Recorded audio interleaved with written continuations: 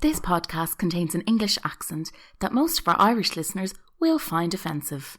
Also, there may be some colourful language that you're going to find less offensive. Now, over to Ryan and Leon. Enjoy the podcast.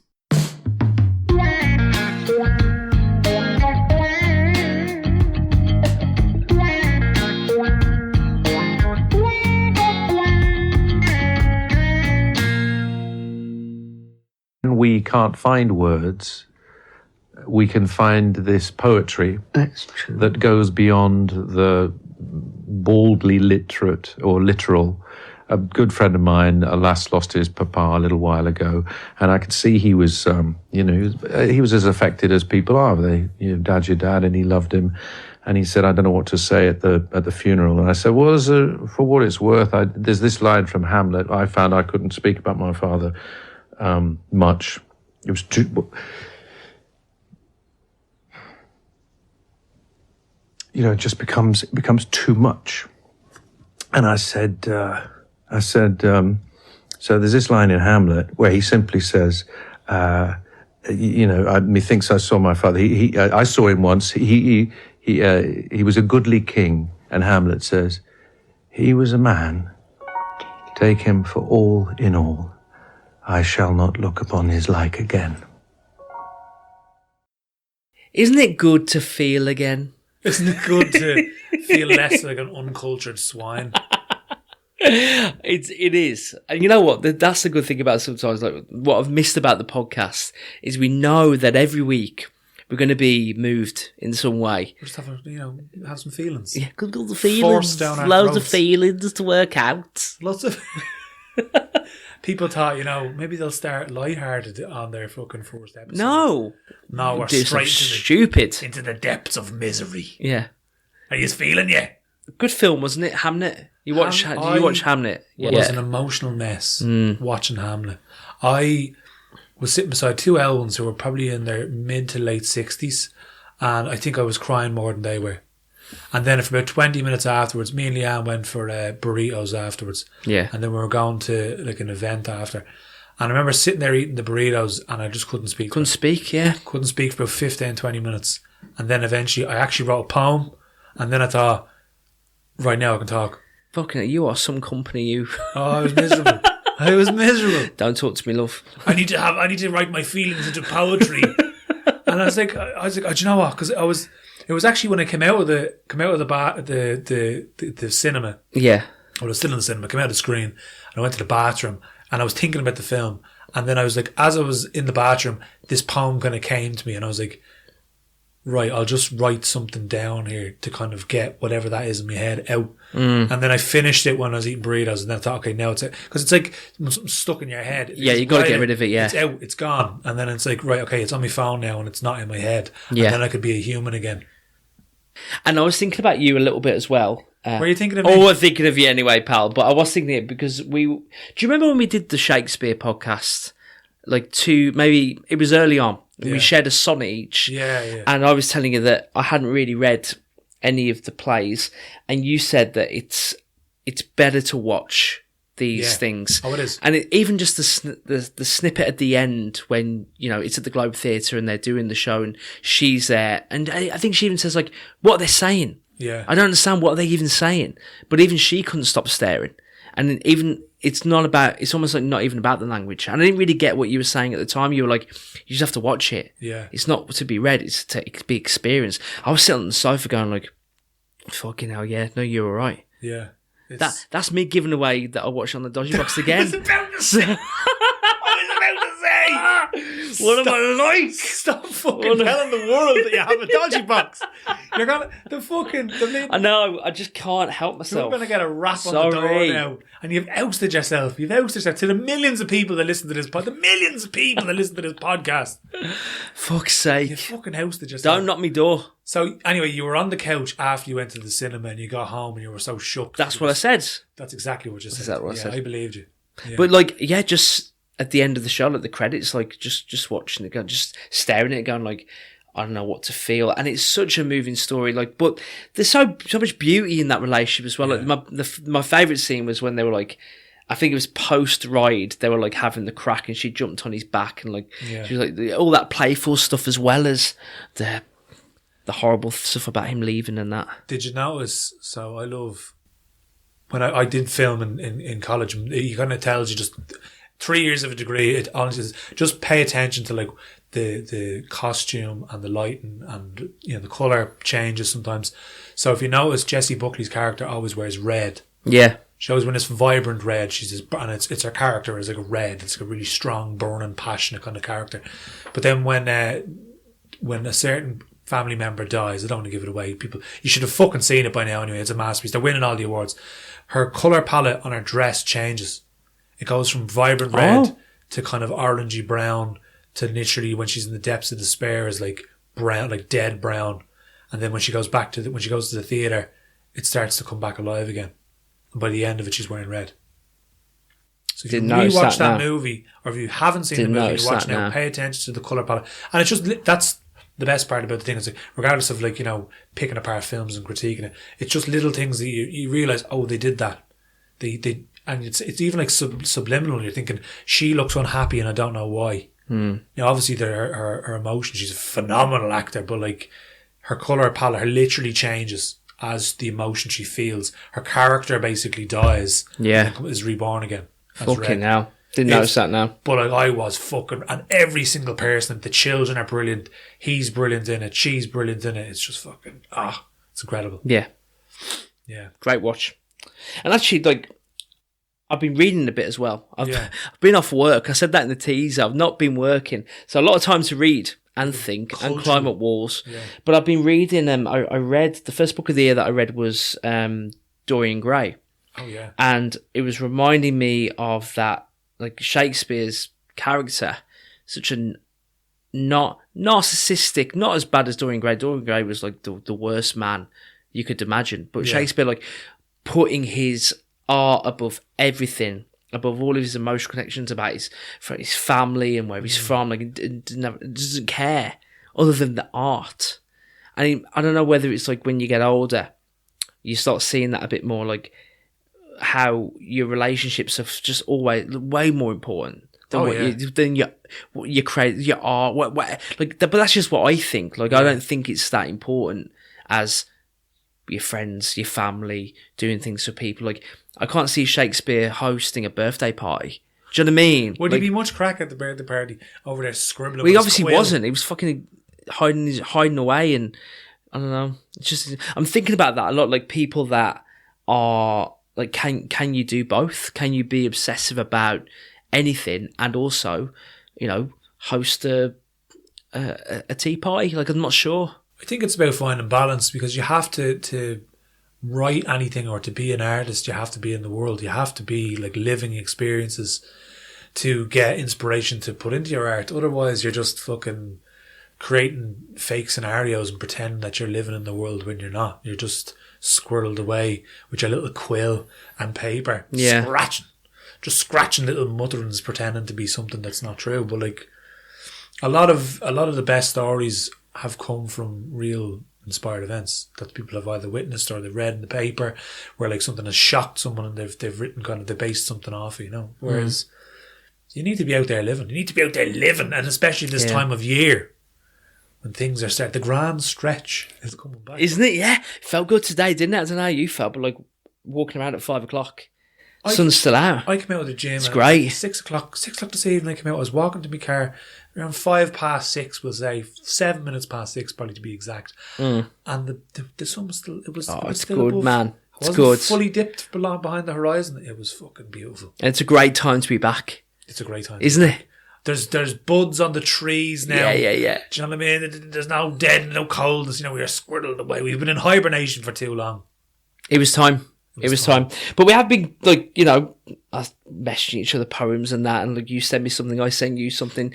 You sent me something like I think it's a month ago, maybe even 2 months ago, from someone who we've shared poems on the podcast before, Kate Island. And this one came from our poem correspondent, Suzanne Meehan. Oh, thanks, Suzanne. Yeah, I didn't know that now. Yeah. See, when we were starting the before the episode, we're going through, you know, what poems we're going to bring. There's like fucking 3 months of poetry we've got, because I've said, I'll keep that for the podcast. But yeah, this was just, as you said, about 2 months ago, I got a message off Suzanne, who always sends us great poetry, and it's a video from Kate Ireland. Yeah. Here's to You by Kate Ireland. Here's to you, the sleeve tugger, makeup caked collar, the sweat-patched, mismatched, dress sideways, wrong order. To you, the button-loose, safety fabrics, loud leggings and over-accessorized acrylic monstrosity, divergent diamante. Peace be with the noise cancellors, the daylight dissociators, late texters, sideways learners, subject deflectors, conversation redirectors. To you, drunk and drowsy on a drowned out daydream. Glory to you who gleams as you chatterbox squawk at fever pitch, flick a switch and you are running your mouth like you're gonna lose the syllables, spilling out an unmissable, casting out the decaying demons of small talk, ticking and spitting jibber jabber non-stop. You, charging down that motorway full steam ahead, talk your dot off a clock. To you, a delicate mixed up menagerie, the vast empty space you fill with crisp packet scribbled coordinates, flicking and stimming, geared up and gorgeous, your body bearing an apology, your spine curved into a question mark, words flying out your mouth, fizzling and unfinished, defying the earthly laws of standardized English. To your repetitive patterns, your chewed pens, loose ends, open tabber, to your scattered sentences, staccatoing out your mouth, pent up, relentless, flying out like a flock of flicked ash, a murmuration, your limbs composed of a jumble of clenches, your internal narration, your neural pathways forking off into infinite constellation. Here's to your mess, your misshaped, your fidget fingers, flimsy limbs and dirty nails. Praise be to you, the problem child, that awkward smile that I think she's gone off the rails. Oh, to the dopamine demons, the worn out heathens, the switched up pastimes fleeting like passing seasons. To you, sensitive warrior, tangential tyrant, oh holy grieving grafter, lost time after, teeth smacking, lip cracking you, who don't know when to leave the afters. Oh Lord! The eternal hunt for ultimate catharsis and heightened reality. Oh, your phobia of normality, your 9 to 5 bleak grade depravity. Oh, your hyper-focus, fixation, obsession, brain-gorging, firing head first, soaring away from the dirty dregs of depression. Oh, you, desperately trying to stay on track. Each word and sound in sight, creating a garden of branches, a current the chain reacts. Oh, your quivering questions, your brain sliced in sections, your impulses, your priorities, your executive dysfunction and flexions. Praise be to you. Now, hands wrapped, holding yourself, spine folded in submission. Through tantrum tears you beg for peace, for the intermission. Blessings be to your need for wee lights, corners of pubs, a quiet place. Here's to the latecomers, to the interrupters, to the self-deprecation, to the parallel play. And oh, how you find yourself like magnets in a minefield, an almighty force sparking electrodes sideways and spiraling. And here's to you, long live us. I watch you wear distraction on your straitjacket skin, floating above the family dinner, above the board meeting. I watch you wearing thin, but you are blessed more than you're cursed. And oh, you're really fucking fun to be around, so don't let anyone tell you any different. And here's to you now, trying to break the cycles of the silenced, the weird uncle, the funny mum, all the suppressed family shame you are trying to outrun. Here's to stepping into the light of the life you have created, the gorgeous, jittering, juggling, firework souls you have attracted. Here's to the toothbrush chewers, to the odd socks. Glory to you all, you beautiful people, the distracted. Thank you.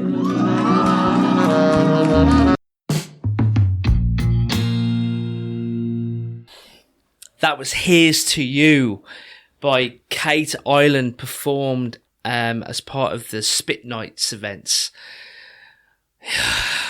I just want to punch through a fucking wall. I just want to go for a run now. And that's what words can do. They can fucking, we're sitting there listening to that. I've never heard that before.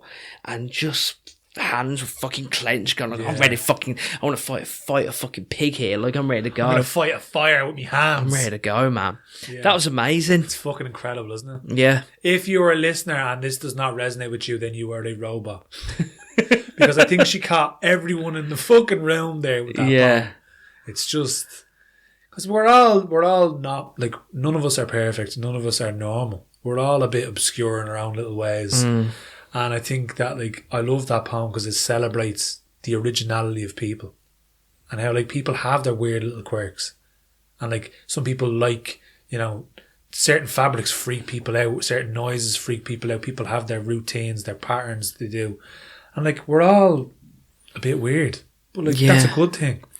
It is a good thing. And I think there's a movement, isn't there, now, of kind of neutralising us all to be a little bit routine-led. Like, routine-led, conscious, present, not wild. Like optimised. There's not enough wildness, probably, in... Like, actually, I was listening to that poem going, like, maybe we need, like, a day.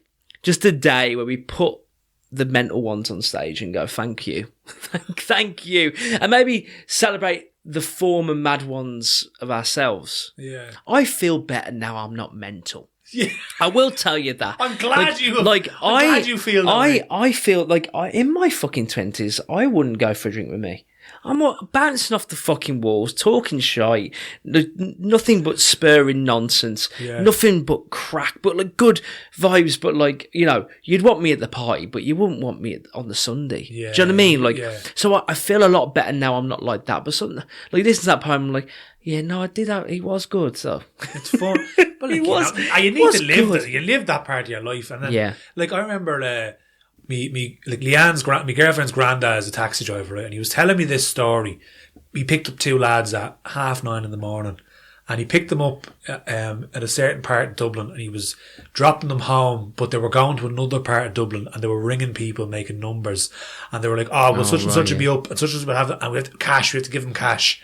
And he was like, I don't know if they were coming down off drugs. And I said to him, no, they were still on drugs and they were looking for more and they were probably going back to... And he's like, and they were in Snickers workwear and all. I was like, they went out for pints after work on the fucking Thursday. And they ended up... And they were still out at 9:30 on the Friday morning, right? And he was like, what would they be? And I was like, well, they were probably on, you know, a few party things. And he was like, oh, gee, I wouldn't have had a clue, you know. But as I was talking about it, I started feeling real anxious, and I was like, Jesus, imagine being up at 9:30 in the morning. Like, before, you would have like, that was a great fucking session. That was great. You know, we do it once a week, or we do it twice a week, and now it's like, Jesus, if that ever happens again, I might die. Yeah, but you need it, no? You need it. And, you know, if you're the person listening to this podcast that's still doing it, fair fucks to you. Yeah. Fair fucks to you. Oh, I will tell you, there will come a time when it'll be half. We'll go back. It'll be 8:30, 9. You'll question having a cup of tea, thinking, is that caffeine gonna fucking have me squirming a half 12? Yeah, exactly. You get a bit too nervous about the things that don't really matter. I can't do that. Shouldn't do that. No. Oh man, shouldn't that was eat great. cheese man. at 11 o'clock at night because they'll get nightmares. Oh, I'm fuming. I can't eat fucking cheese anymore. What? Here's the thing. Oh, great story for you. And this is about like why I love living in this country. I was out last night watching a football match. 4 Liverpool fans and me, a Wolves fan. Wolves got the win last night, by the way. Go on the Wolves. And, well, it was last week now you listen to this. But whatever, I'm still on the high. Went to the Trinity Bar, which is on George Street. And went in, and it was about like maybe 8:30. Yeah. And I was 1 Guinness Zero down, and actually... bottle job for me. I said to the guy, can I get a Guinness Zero but put it in a Guinness glass? Why am I doing that? What are you doing? Just telling the mates I'm not drinking just because I'm not quite there. That's why. You want to still seem like a crack. Whatever, man. I'm not there. Fucking hell. I'm 80% there. You know what I'm saying? Yeah, I get you. Yeah. Sitting there, I was like, yeah, grand. Like, happy days. I'm a bit hungry here. Went down with a menu on me. Went to the bar staff. I was like, guys, can I get something? Kitchen's closed, mate. Closed 15 minutes ago. I was like, oh, fuck's sake, fuming. And then the guy went, hang on. No, we usually, and this is just an Irish bar thing. Manager went to the kitchen guy. I was like, hang on, give me a minute. And he opened the kitchen door. I was like, lads, you got any chips? Got any chips left over? And he came back to the bar and he was like, oh, give us a sec, mate. We usually make chips for the staff, but no one's had any, so we might be able to sort you out. I was like, okay. Yeah. So there 5 minutes. Comes out with a bowl of chips free of charge. No way. That's fucking sound. Do you know what I mean? The greater good. The greater good. That wouldn't happen in a Marston's pub in the Midlands in England. Do you know what I mean? The staff member would get done for fraud. They'll have a review meeting the following Monday. Excuse me, we saw that the bill wasn't put through. We sacked 6 people. Yeah, they would, wouldn't they? That's why I love living about fucking Ireland. Like I think the Irish way of living is like the rules are there, but soundness is also there. Oh yeah, sound. And as soon as soundness goes over the rules, soundness wins. I think if you're sound, you can get away with not most things, but a lot of things in Ireland where you're just like, like you're just kind of sound. And, if say, for instance, like, if you're going to the gym and your fob's not working and you just were really sound to the person going in behind you, oh, sorry, look, is your fit? Yeah, of course, yeah, Ash, and they let you in. Yeah. Or like, in Germany, they wouldn't. Excuse me, do you have the pass? Do you have the pass? Warstein pass? Warstein pass. You're a very silly man. Go home. Go home. I will call the Polizei. Get your hotspot. Do you know? So, the reason I'm fucking bringing it up, actually going back to the story about getting older, 2 pints of real Guinness that I felt it this morning. That is sick. That's embarrassing. I find that if I have Guinness gives me a hangover, but lager and a good night's sleep doesn't. All right. So I'm still all right. I'd say that, I'm sorry, I've got something to do tomorrow. I have to drink lager. Yeah. So I got 7 a.m. meetings, 2 Stella. Yeah. But no Guinness. Because if I have a Guinness, I'd be crippled. Do you know? So when the day the lager starts feeling like a Guinness hangover, I'm fucked. Draw me in the bin. Fuck's sake. Yeah, fair. Go on. Speaking about being mental, I actually have a poem that I found about being a little bit the years when you're a little bit mental, and it kind of ties into Kay Ireland's poem. Great. And it's kind of synchronicity that this is a complete accident because I found it on my phone only about last week. But I'm going to read it to you. Do okay. I'm all ears, sir. It's untitled and it's short enough. But I found it on my notes app. I was looking for poems. Okay. And a poem found me. Actually, John, I found a recording of myself reading the poem, and I've no fucking idea why. I have no idea. Oh. I've no idea how I sent it. I don't know why I recorded it, but I'm going to read it to you now. Can't wait. People will listen, hopefully, and enjoy it. Yeah, go on then, sir. When the day draws to a close, and the sun dips over the lip of the horizon, as the sky changes from pinks, peaches and oranges to purples, blues and black, there are those who wrap themselves up warm and tight, comfortably safe from the night's approach. But there are others out there in the trees, and while the banshees wail, they dance, with arms outstretched, heads turned up, as the flames lick and spit up, up. They will dance, they will chant, as their feet and faces flicker, all the way till dawn.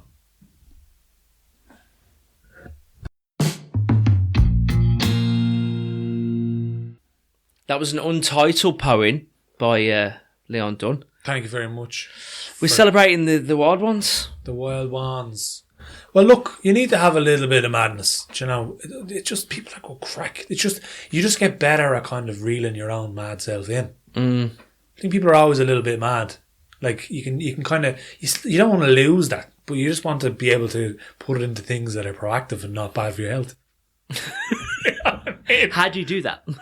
Let's just make this whole podcast like how do you do that? How to optimize yourself through poetry. I don't know, go to gym and fucking meet people there and go for a coffee rather than going for pints and, dance until 4 o'clock in the morning. Still be social. Get off your phone. Get off your phone. Fucking ride a bike, run a marathon. I don't know. Fucking go on holiday. Mate, book a trip. Book a trip somewhere. Book a solo trip. Not on a drinking holiday. This is Eat, Pray, Love now. This is Eat, Pray, Love. Be Julia Roberts. Be Julia Roberts. Try be Julia Roberts for a day. You know what I mean? It's difficult. People will look at you weird because you're not Julia Roberts. But look, it'll probably be a fun experiment. I'm reading a book actually called Dopamine Nation. Oh. If you've heard of this. Dopamine Nation by Dr. Anna Lemke. Right. Fucking mad. Absolutely mad book. Is this about phone addiction? It's about the addiction to pleasure and how that is something that we all suffer with, and how the mobile phone has kind of caught the wave of that historic thing that humans do, which is they they find something they like to do and they overdo it until it becomes a sad thing to do, and then it becomes a thing that they can't stop doing because it used to be the thing they like doing. Right. And then they end up in fucking depression and become addicts and like end up ruining their lives. But it always starts with a thing of, it makes an interesting point. To sustain human life starts with pleasure. Everything you do. Nothing you do that sustains yourself starts with boredom, eating, having sex, like sleeping. Like these things are things that humans could get addicted to because they're great. Could you get addicted to sleeping? I suppose you could. Staying in bed, maybe. Staying in bed, not moving. Yeah, that's true. Do you think in years to come there'll be like treatment centres for people that are addicted to their phones? Yeah, and which is why I'm trying to cop it early. But it's very difficult to not be on your phone. Yeah. Like, and I'm making a fucking big effort to come away from my phone. Like, I'm off social media personally. My phone's downstairs when I go to bed, but like, I'm still 2.5 hours a day on my phone. Yeah. Do you know what I mean? And I'm trying to work it all out. What happens is because there's fucking everything there. How are you meant to have a good relationship with it? As soon as you're on it, you get sucked into it. Like because obviously I'm running the socials for the podcast, and like I think you'd sent me a TikTok or something, or someone did, and then 45 minutes went by, and I'm just watching videos of a UFC fighter kicking influencers and see how hard they can take it for 45 minutes, and then I throw my phone over the other side of the room, like. How did that happen? And you know what? Of course it fucking happens. We're not in control of this. Yeah. Once you're on there, every time it's a roll of the dice. What I do... For me, anyway. Yeah. What I try to use it... So I have Instagram is the catch for me. We've spoken this before, but like I have a half an hour limit on Instagram. But TikTok I only use for learning guitar. It's actually really good for learning instruments. If the algorithm knows, so like random Irish words and instruments is what I watch on TikTok.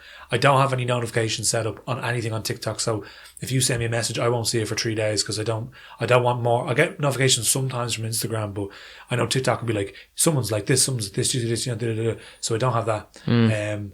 But I use it for like, I use Duolingo as well. So I use it for like learning instruments, learning languages, and some memes, but like trying to limit yourself in what you can do because it can be a hook, you know. And for kids as well, it's all a hook for kids, me. It's like fucking, and like imagine being subjected to that to be like my first phone took AA batteries. It was a green Sony Ericsson. It was a green Sony Ericsson with an extendable antenna. You couldn't text on it. It was like a fucking glorified house phone, like an old house phone. It took AA batteries, and you could just ring people on it. That's all you could do. Like, you couldn't do anything with it. There was no games. There was no Snake 2 or fucking Snake 1 on it. And there was no Frogger. There was nothing you could do on it, you know. Frogger. Do you remember that? There's no good things you could do. Remember having a BlackBerry, and there was a game that you like kind of... you scrolled something at the bottom. You ever had a BlackBerry? No, I never had a BlackBerry. I can't remember the name of it. And you scrolled this like kind of platform at the bottom, and you had to keep the ball up in the air. Okay. But you could play it for hours. Oh, yeah. Constantly. But nothing to do with like being online. But like... I don't know. I'm just really reviewing it all because every time I see someone on the phone, like every time I'm at dinner and one person gets the phone out, I start getting the fucking, oh God. I think you think you're high and mighty because you're not doing it. You're not high and mighty. You're not a fucking warrior for not being on your phone. You're just someone that isn't on their phone, but you get lost in your own bullshit. But it's all up for review. Yeah. And I think it should be. Like the whole thing about getting kids off the phones, like 16-year-olds, like they're the problem. Yeah. Have you been to dinner with an adult fucking 30-year-old? I'd love to know the screen time my ma has of playing Candy Crush. My ma's played Candy Crush for 10 years. My dad's got a game as well. 10 years. I don't even know what for. Like, she must have completed several times. Can you beat Candy Crush? I don't know. If not, it goes on for fucking ever. And they all do. You can't end TikTok. Every day she's played Candy Crush for fucking 10 years. Probably longer. 15 years, probably. When Candy Crush came out, she's on it. Then, yeah. Like, imagine that. But of course, because there's levels, it doesn't end. I even notice with me ma and dad, when I go visit them, and I'm out them now, I hope they fucking listen to this podcast because I'm out them. when I'm in company with people, I turn my internet off. I just leave my phone down. I try not to, because I always have something pops up and, but I'd be talking to my mum and dad and they'd be chatting to you, oh yeah. And it goes and you're like, what are my dad you? will sit across the room from us with his headphones in. My dad's nuts. Now I know men in their middle age, they want people to fuck off and leave them alone. They just want to be left alone anyway. Yeah. He'd probably just sit there and stare at the wall if he didn't have his phone. But like, my mom, you'd be talking and like someone will, and obviously my mom doesn't have her phone on silent, so as she's talking to you hear, bing, from like, and then she's, such and such has texted me, and then the silence. And then I'd be like, Neve, what? Yeah. Oh, sorry. I'm just sorry. Yeah. What are you actually doing now? But get sucked in. As well. Like it doesn't happen to me and you as well. Fucking hell. Like, absolutely. And I can see myself like, let's say like lying in bed and like I've opened an app and then I've got the glaze on, staring at this fucking screen. Like, what am I doing? Yeah. But the thing is, we'll stop ranting in a sec. But it can be amazing. Like I was in Gran Canaria for January, and me and the missus will walk on a walk through the mountains, away from the shopping centres and the bingo. We actually took a walk. Yeah, a little walk. And she was telling me that there was an abandoned kind of villa that used to host raves. No way. And it was called Paradise Lost. And in the moment, I was like, oh, that rings a bell. Milton. But what? I didn't know it was Milton, yeah. But I didn't know what it was. So I was like, I wonder what it is. It's a poem, it's a story, it's a book of some kind. Went on my phone, it's a epic poem. Epic poem by Milton. It's 5 books of it. Like it's a big thing. I was like, I never read it. Maybe I'll buy it. Hang on. Go on Amazon. It's there, available, delivered tomorrow to Gran Canaria if I wanted to.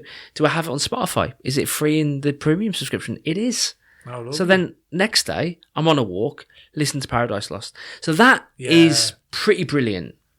But no wonder you're fucking addicted to it. Like, that is not a profound fucking way of using your phone, but like, that seems to be a good way. But also, like, how, and people say, like, have a good relationship with your phone. How, when I can do that?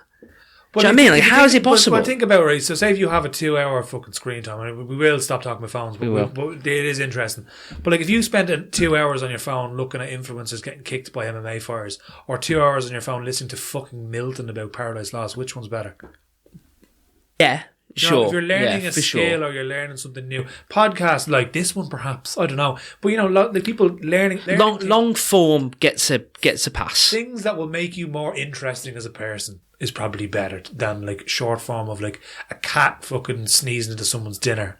You don't need to be watching them videos all the time. They are gas. But like if you're using it for like to learn, to get information, to like become more interesting. Like I noticed when I was trying to play the guitar, I started playing the guitar at 14, I think, right?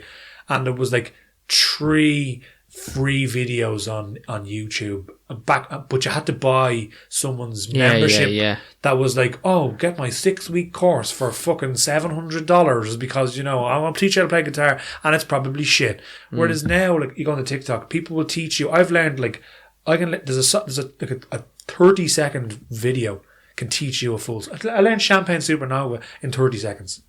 There's some great people doing great stuff online. We know that, but there is a lot of shit. And a lot of triggers. A lot of triggers.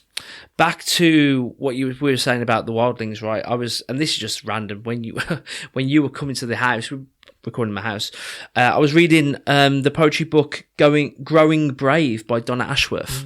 I just think she's great. Like, she's just really positive, and even when she's not, it brings you back, and you learn things. And I just think she's just a very good person to be walking the earth, if I'm honest with you. And this poem is about the wildlings. It's actually called Wildflower. So this poem is called Wildflower. It is a universal truth, I'm afraid, that if you grow too high or glow too bright, there will be those who take it upon themselves to consume and remove your light. Do not let them. A garden without flowers that grew loudly in soil they were never invited to will be a sad and colourless place. And truth be told, you are far too clever to let them choose your face. You are not a disgrace. You are a wildflower. And they may think themselves tall poppies, sentinels of the soil, but you won't hear them rant or rave as you wave your petals to the sunlight and reach for your share of all that is your right. Wildflower, take your power. Do not worry about the showers. You grow in rain. It washes shame that was never yours to claim.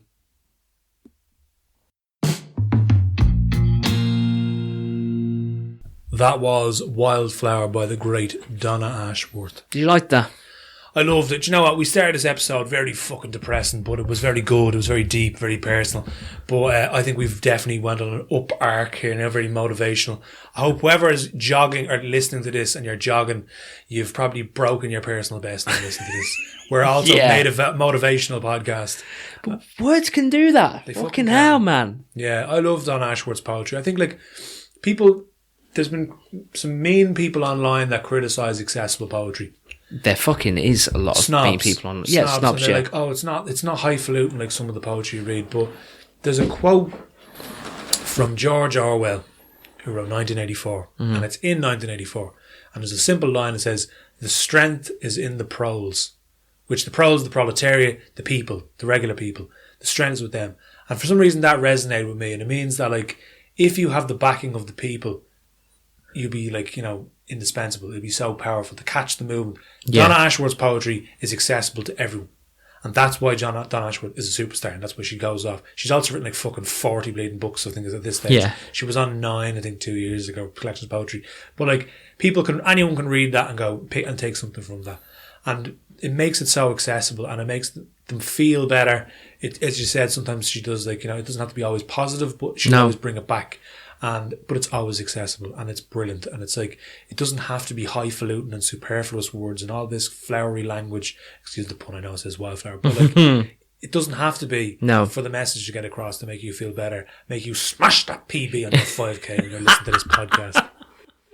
But and a reflection of the good stuff online, because this is someone who actually has a community of people who talk about her words to their friends and join Facebook groups and Instagram groups and leave comments and love being online because of Donna Ashworth. Yeah. Do you know what I mean? That's not nothing. That's something. And I do think online community does really exist. It's a real connection that people have with Donna Ashworth.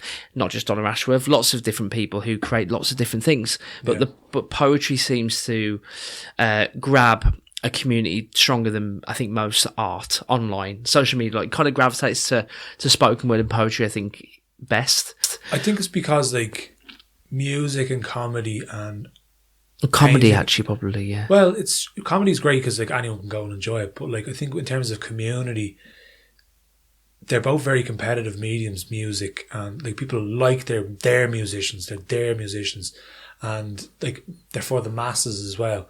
Whereas, like, with poetry, it's a little bit more niche, and it's not as competitive. People are doing poetry because they love poetry, because there's no fucking money on the level compared to, like, comedy and, you know. But then, like, and then with art, like painting, the art world, it's so hard to be an artist because, you know, there's so many people doing it, there's so many talented people, and art's been around for fucking thousands of years of painting and stuff like that. So I think with poetry, it's such a niche thing that people tend to just flock to if they like poetry, rather than what can I get out of this. There's no, if I get up on a stage and I'm really funny, I can make a career out of this. I can make loads of money. I could sell out fucking arenas. Whereas there's only one poet that's ever sold out an arena, and that was John Cooper Clarke. So, like, in his fucking 70s. Yeah, that's true. It's not a thing now. Someone's going to go, I'm going to do that, or I'm going to listen to fucking Donna Ashworth's poetry, and then I'm going to be playing the Millennium Stadium. Yeah. You know, or whatever. The North Star's tough to see. Yeah. People just get into it because they're like, oh, that actually made me feel better. Poetry seemed to have followed me around quite a bit since we last met for this. As it does, I think. It just fucking does. And I was sitting in a place called the Sunspot, which is in Puerto Rico, Gran Canaria. And I'm playing bingo. And I just love, like, European people, the way they speak sometimes. This guy was from Finland, and he was probably about 55 years old, with his missus, by the way, I should add. And he noticed that my missus has an Irish accent, so he wanted to speak. It's like, so you're from, where are you from? You're from England, Ireland? Oh, you're from Ireland? And like, Lee's like, yeah, grand. I was like, yeah, overhearing the conversation. He was like, yeah, I had a great girlfriend back in the day from Ireland. She was great. I lived there. I lived in Cork for like 6 years, and she was fantastic. Mrs. is right there, by the way. His wife's right there. She just showed me so many things, and she was beautiful. I was there going, fucking hell, I couldn't say things like this. But like, Europeans don't give a fuck, do they? No. And he was so funny. He was telling us the things that he remembers from Ireland. He was like, there was a great saying that people used to say, and it was, you fucking thick. And that's when I come. I was like, "Sorry, mate. I actually don't think that's the saying. That's just abuse." You fucking take it. Yeah, it's not a saying, mate. It's just abuse. They're calling someone dumb. Yeah, and then because it does sometimes, and ego comes in. I'm like, you start writing poetry. So talking about poetry. Yeah, I was like, I really like poetry, and he was like, I really like poetry too. I was like, I do. Yeah, I was like, yeah. Have you ever heard? Have you ever heard of this poem called The Twins? It's really funny. I was like, no, I've never heard of this poem called The Twins. He starts reciting the poem. Were you fuming? Sorry. And I'm going, sorry, do you know, this is my thing. Yeah, I'm loving it. I'm loving it. I'm sitting there going, this is insane. So as a homage to that man, who I don't remember the name of, this is a poem called The Twins by Henry Sambroke Leigh. And it's as old as you think it is from a name like that. In form and feature, face and limb, I grew so like my brother, that folks got taking me for him, and each for one another. It puzzled all our kith and kin, it reached a fearful pitch, for one of us was born a twin, yet not a soul knew which. One day, to make the matters worse, before our names were fixed, as we were being washed by nurse, we got completely mixed. And thus you see, by fate's decree, or rather nurse's whim, my brother John got christened me, and I got christened him. This fatal likeness even dogged my footsteps when at school, and I was always getting flogged, for John turned out a fool. I put this question fruitlessly to everyone I knew. What would you do if you were me, to prove that you were you? Our close resemblance turned the tide of my domestic life, for somehow my intended bride became my brother's wife. In fact, year after year the same absurd mistakes went on, and when I died the neighbours came and buried brother John.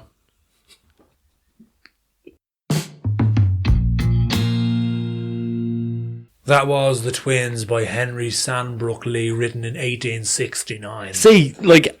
It's a very good one. I was laughing. Probably heard me laughing. Yeah, it was funny, wasn't it? But imagine me, like, half an hour before, I was like, 6 and 9, that's funny, bop. And then you get chatting to a Finnish guy, and he talks about poetry and starts reciting that. And he upstages it. Listen, it's not a competition. I won the bingo. I bought the round with the bingo. So I don't give a fuck. Yeah, he's a poor poet over there, but I'm flush with bingo cash. Yeah. Very funny now.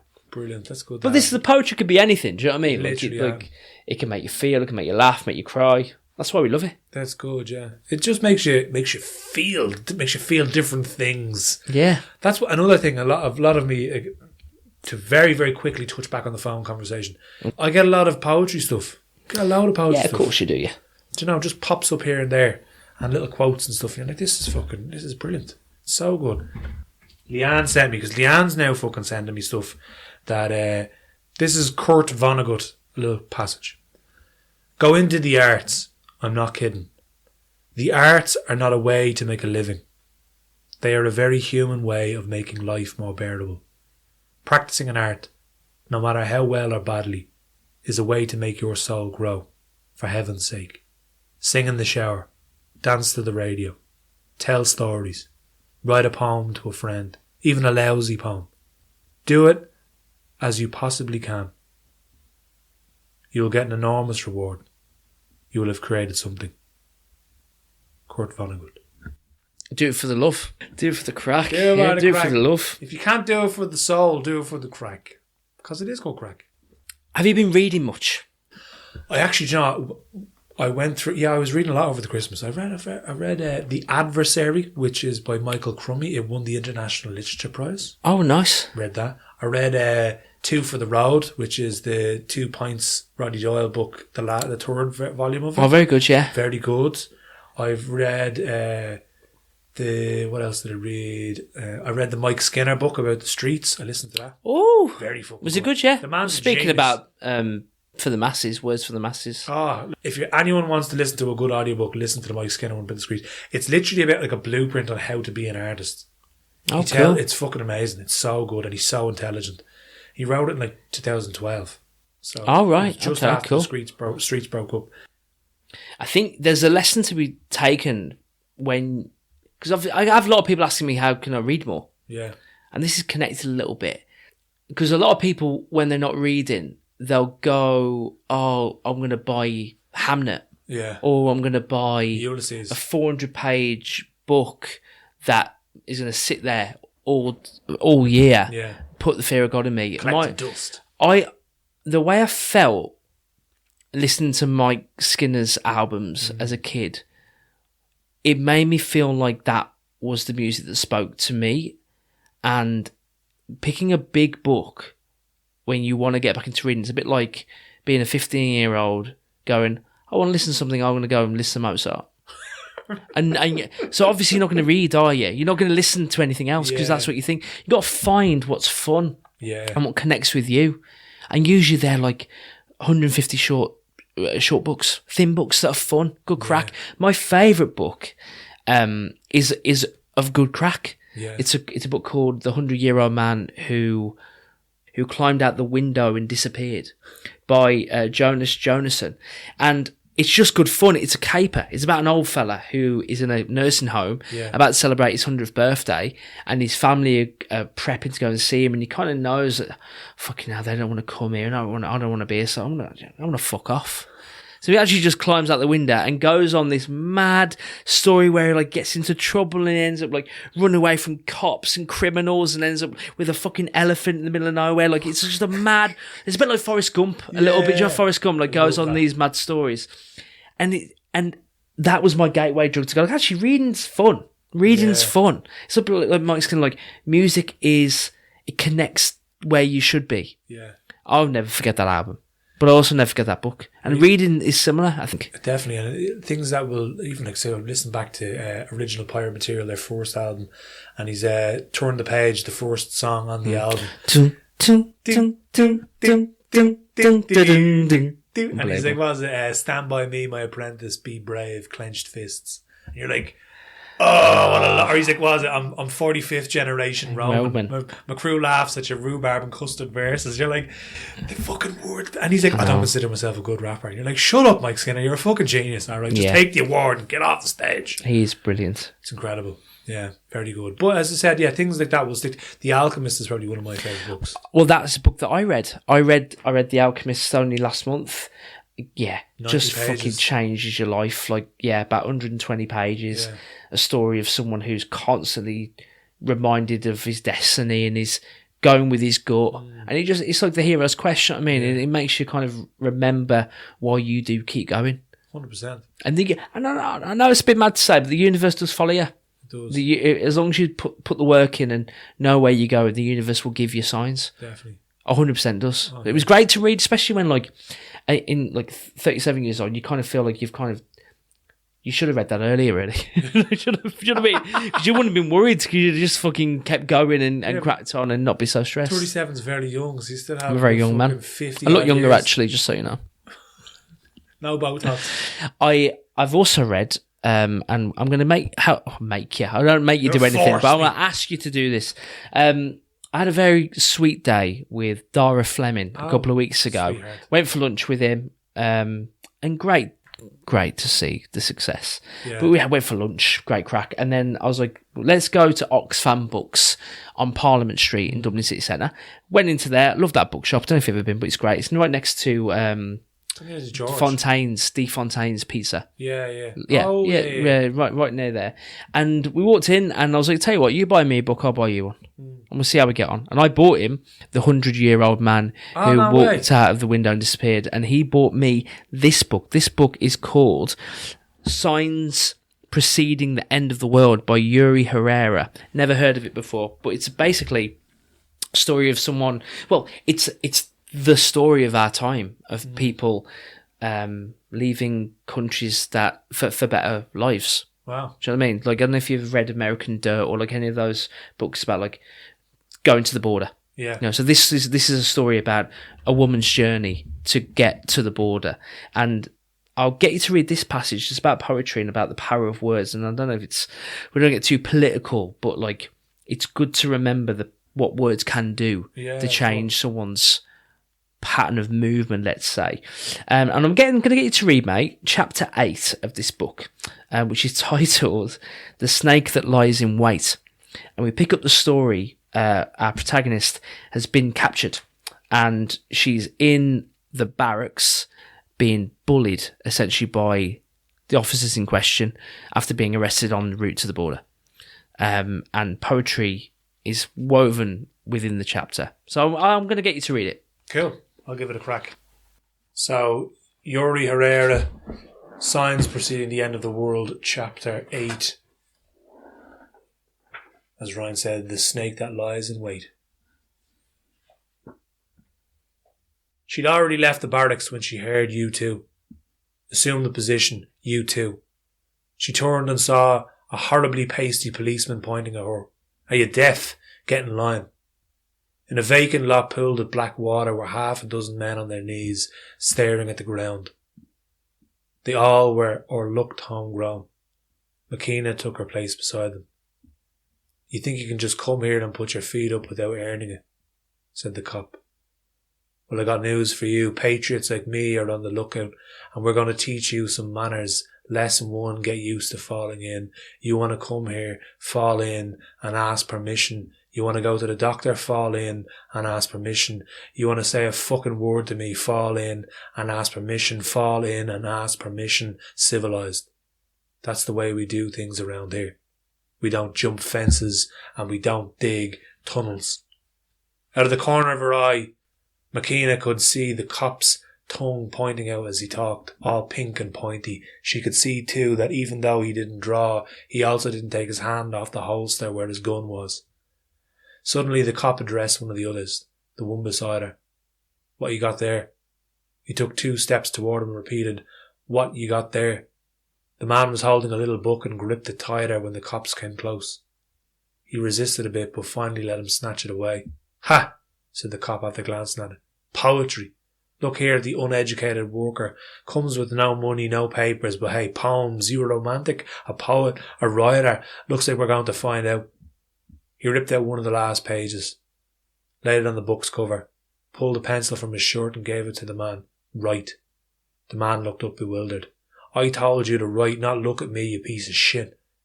Keep your eyes on the paper and write while they think you're up the creek. Why you think your ass is in the hands of this patriotic officer? Or don't you know what you did wrong? Sure you do. Right.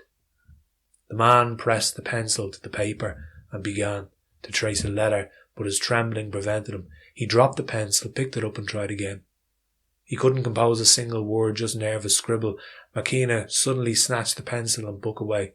The cop roared, I didn't tell you to, but he fell silent on seeing that McKenna had begun to write with determination. He kept a close watch on her progress, smiling and sardonic the whole time, though he was disconcerted and couldn't hide it. McKenna wrote without stopping to think which word was better than which other or how the message was turning out. She wrote 10 lines, and when she was done, she placed the pencil on the book and fixed her gaze upon it. The cop waited a few seconds, then said, Gimme that, took the sheet of paper and began to read aloud. We are to blame for this destruction. We who don't speak your tongue and don't know how to keep quiet either. We who didn't come by boat, who dirty up your doorsteps with our dust, who break your barbed wire. We who came to take your jobs, who dream of wiping your shit, who long to work all hours. We who fill your shiny clean streets with the smell of food, who brought you violence you'd never known, who deliver your dope, who deserve to be chained by neck and feet. We who are happy to die for you. What else could we do? We, the ones who are waiting for who knows what. We, the dark, the short, the greasy, the shifty, the fat, the anemic. We, the barbarians. The cop had started off in a mock portentous voice, but gradually abandoned the histrionics as he neared the last line, which he read out almost in a whisper. After that he went on staring at the paper as if he'd gotten stuck on the final period. When he finally looked up, his rage or his interest in his captives seemed to have dissolved. He crumpled the paper into a ball and tossed it behind him. Then he looked away, turned his back, spoke over the radio to someone and took off. McKenna stood as the cop had gone, but the others took some time to realise they weren't under arrest. They looked at one another, half glad and half mistrustful, then looked at McKenna, but couldn't say anything to her, because she started walking again, and all they could make out was her silhouette against the sun.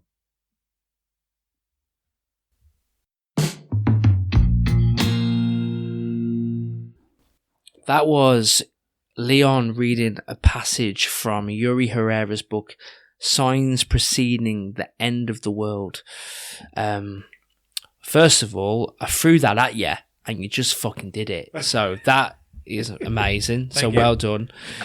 Two, what an incredible piece of writing, and just a reminder of the power of words, but also the nonsense that's happening in definitely American politics, where there's a lot of seemingly bully behaviour from authoritarian movements like ICE, and seems like the little man's getting squashed. Yeah, but I love how she completely changes his perspective with words and not with anything else, and like plays on the stereotypes of what he thinks they are, and it kind of just puts it into perspective for him, and he just dissolves and goes away. He doesn't do anything else. Doesn't do anything. And so does she. She just keeps going as well. It's like that. She doesn't. It's just like that's a fabulous piece of writing. As I read that cold, I've never read that passage before. It's just I was reading it and I was like, part of me was like, this is fucking amazing, but the other part was like, shut up thinking that this is amazing. Just read the fucking thing. Yeah. You're distracting yourself. So it's very. It's good. not just for the crack. The writing, you know what I mean? It's we've come full circle today. Like the words we've been reading out cover pretty much every facet of humanity. Being going Gran Canaria, getting arrested on the border of fucking Mexico. Where else you want to go? 3 months off and we're still fucking amazing. We haven't lost it. We never lost it. Someone say we're it better never than went ever. Away. Better than ever, I think. And just as humble. And just as humble as we were in 2025. 2026 is the year we're even more humble and better. It's the year, well, we're going to be consistent episodes every week. That's the plan this year. In-person events, the book launch details to come. We're just going to get about this year, doing as many things as we can together. More interviews. Actually, we'll wrap up the show with a track from a band called the Clockworks, and we're going to probably speak to the lead singer of that band. Cool band. We're supporting Johnny Marr on tour last year. But we're just going to be busy, really busy, and bring you as many poems as we fucking can. And more shy talk than ever. Yeah. If you'd like to support the podcast, we do have a Patreon. We have a community of Patreon subscribers. Thank you so much to our existing members. Held on to us. We really appreciate you. Nails. And we really do appreciate you because, you know, like the contributions help us buy better equipment and better microphones to make it better. Back into the podcast. Yeah, we always do. But it's £3 a month. Yeah, £3 a month. Completely forgot about it in season 2 to push we never mentioned it. But it's £3 a month. If you have €3 to give to us to put into the podcast as a part of, for us to fucking keep buying rugs to make the room more soundproof, to microphones to make us sound more better, to get it to, you know, advertise it more to get more people to listen to it. To listen, grow the podcast, help us out, you know, bring better content. £3 Patreon. Give it a go. The boom is back. We know you have it. People are wiping their faces with €50 notes again. If you have back. £3, three old fucking euro coins, if you could throw them at Ryan's gaff, he'll pick them up after. I would pick it up. This is Magnificent 7 by the Clockworks. Leon, so good to be back. Thanks for your time. Always a pleasure, never to chore, Ryan, baby. See you next week.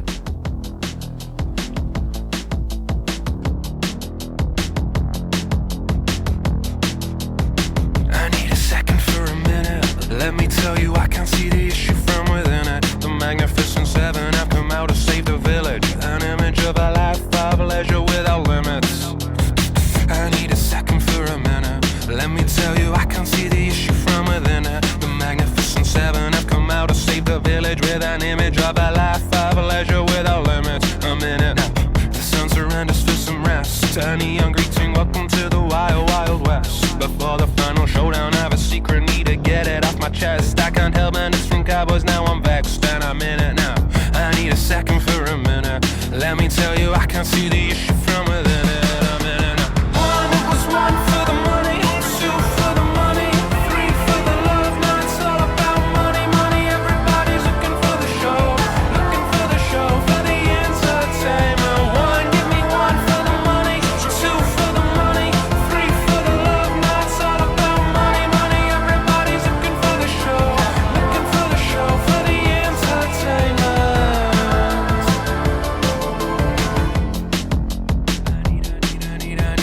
I need a second for a minute. Now let me tell you I can't see the issue from within it. The magnificent seven have come out to save the village with an image of a life of leisure without limits. Don't mean to fret about the paint job when the ceiling has collapsed, but they stole my attention, now they're trying to sell it back. And the camera's always rolling, the scene never faced the black. The stench of intervention has me